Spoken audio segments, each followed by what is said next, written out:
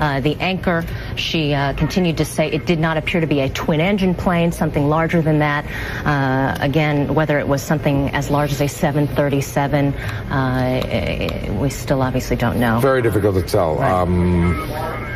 I'll tell you what, our sister station, WNBC, of course, has a great deal of experience covering news events in New York. We're going to go to their coverage for a while.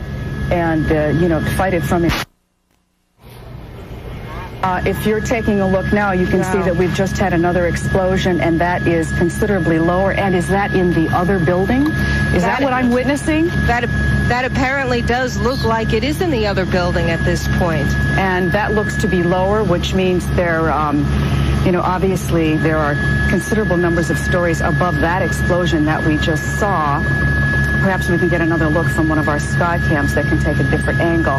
Yes, you can tell that it now appears that both buildings are suffering some kind of damage this morning. My colleague Glenn Walker has just joined me here in the studio. And Glenn, I don't know if you've received any other information, but perhaps you can again go over what we do know at this point, which is pretty much visual and what eyewitnesses have told us. Well, I would hate to speculate, but that was like a completely separate incident right there. I mean, this building has been the subject of terrorist attacks in the past, and I certainly would want to speculate at this time, but that is a separate explosion. Yes, it is. In the other building. Now, we have tried to get a hold of the Port Authority, which manages the building. We haven't been able to get an answer.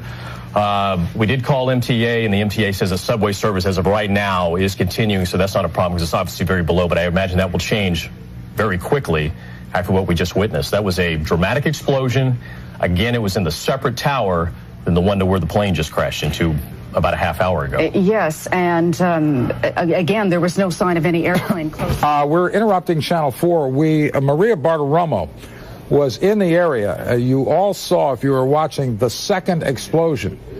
Maria was in the area and says, in fact, a second airplane hit the other tower, which would indicate that what you have is this is certainly strong evidence of some kind of suicide attack on the buildings. But Maria Bartiromo was in the neighborhood looking up and says she saw a second plane fly into the side of the second tower. So I'm